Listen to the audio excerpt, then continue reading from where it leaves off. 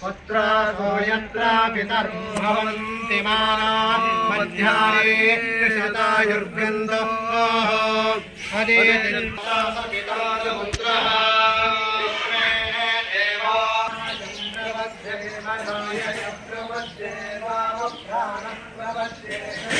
सोमादे कण्डं बृहस्पतिर्वेतद्धातो शन्ना भवतु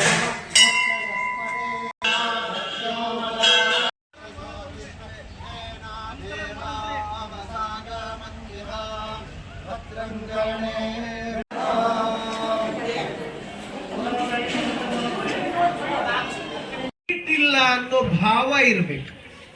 ಉಳಿದೆಲ್ಲ ದೇವರವ ಬಿಡ್ರಿ, ಇಲ್ಲ ಅಂತಲ್ಲ, ಯಾವ್ದಕ್ಕೂ ನಡ್ಕೋಬೇಡ ಇದಕ್ಕೊಂದ ನಡ್ಕೋ ಅಂತನೂ ಅಲ್ಲ ಅರ್ಥ.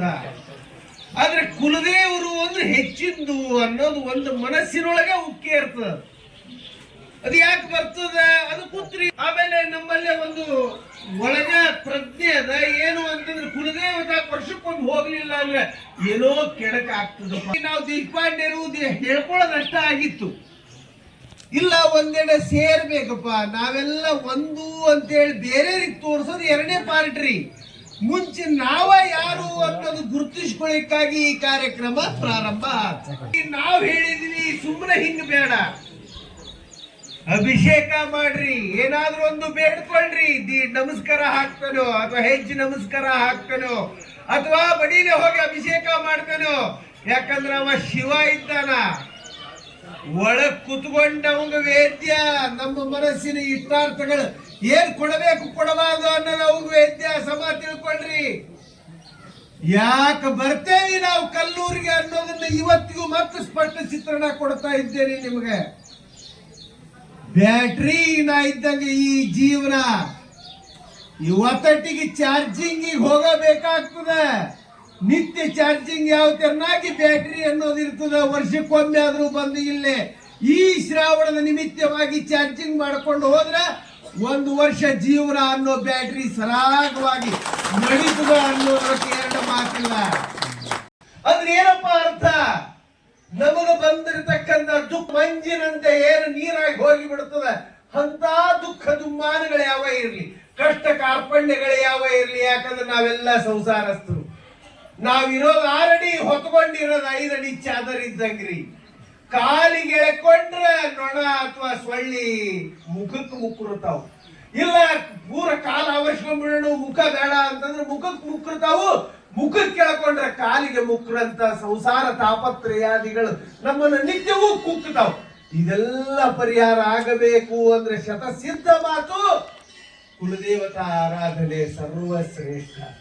ಆ ನಿಟ್ಟಿನೊಳಗ ಪ್ರತಿ ವರ್ಷವೂ ಏನು ನಿಮ್ಮ ಮನಸ್ಸಿಗೆ ಅವಕಾಶ ತಿಳಿದಿದ್ದಕ್ಕಾಗಿನ, ಯಾಕಂದ್ರೆ ಪ್ರಾರಂಭದ ಹಂತದೊಳಗೂ ನಾ ಬಂದಂತವಿದ್ದೇನೆ ಸಾಕ್ಷೀಭೂತವಾಗಿ. ಬೆರಳು ಎಣಿಕೆ ಜನ ಬರ್ತಿದ್ರು, ಇರ್ಲಿಕ್ಕೂ ತಾಪತ್ರೆಯ ಪಟ್ಟು ಇದ್ದಂತ ಕಾಲ ಆವಾಗಿನ ಕಾಲ. ಪುರಸ್ಸರವಾಗಿ 2 ದಿನಗಳ ಕಾರ್ಯಕ್ರಮಗಳನ್ನ ಮಾಡಿ ಇಡೀ ಎಲ್ಲರಿಗೂ ಅನ್ನದಾನಾದಿಗಳನ್ನ ಮಾಡಿದ್ದು ಶ್ರೇಯಸ್ಸು ನಿಮ್ಮ ಪಾಲಿಗೆ ಬಂದಿದ್ದು ಹೇಳಿದ್ವಲ್ಲ. ಏತನ ಮಧ್ಯನೂ ಕೂಡ ನಮ್ಮ ಕರ್ನಾಟಕ ರಾಜ್ಯ ಏನು ಬ್ರಾಹ್ಮಣ ಸಂಘದ ಅಧ್ಯಕ್ಷರು ಹೆಂಗಾಗ್ಯದ ಅಂತಂದ್ರೆ ನಾನು ಬಹಳ ಕಡೆಗೆ ನೋಡ್ತಾ ಇದ್ದೇನೆ. ಅದು ಎಲ್ಲೋ ಒಂದು ಗಗನಕ್ಕಿದ್ದಂತ ನಮ್ಮ ಹತ್ರ ಬಂದ್ಬಿಡ್ತೇನಪ್ಪ ಸಂಘ ಅನ್ನಷ್ಟರ ಮಟ್ಟಿಗೆ ನಮಗೆ ಸಂತೋಷ ಆಗ್ತದೆ. ನನಗೆ ಯಾರ ಮುಖಸ್ತುತಿನೂ ಮಾಡಿ ಗೊತ್ತಿಲ್ಲ, ಯಾಕಂದ್ರೆ ನಾನು ಬಹಳ ಜಗದ್ಗುರುಗಳ ಸಂಪರ್ಕದೊಳಗೆ ಇದ್ದೇನೆ ಅಥವಾ ದೊಡ್ಡ ದೊಡ್ಡ ಜೊತೆಗೆ ಇದ್ದೇನೆ. ಯಾರ್ದು ಮುಖಸ್ತುತಿ ಮಾಡಕ್ ನನ್ಗೆ ಬೇಕಾಗೂ ಇಲ್ಲ. ನಮಗೆಲ್ಲಕ್ಕೆ ಬೇಕು? ನಾವು ಜೋಳಿಗೆ ಹಾಕೊಂಡು ಗ್ರಾಮೆ ಅಟನ್ ಭಿಕ್ಷುಗಳ ನಾವು ಊರೂರು ತಿರ್ಗವಂಗ ಯಾವ ವರ್ಣನ ಮಾಡಿ ತಗೊಂಡು ಏನು ಆಗ್ಬೇಕಾಗ್ಯದ. ಆದ್ರೆ ಒಂದು ಮಾತು ಹೇಳಲಿಕ್ಕೆ ಇಚ್ಛೆ ಪಡ್ತೀನಿ. ಹಿಂದಾದಂತ ಯಾರ ಅಧ್ಯಕ್ಷರು ಹಿಂಗ ಕರೆದು ಕುಳಿಯ ಬಂದು ಜನಾನ ಸಂಪರ್ಕ ತಗೋತಿದ್ದಿಲ್ಲ.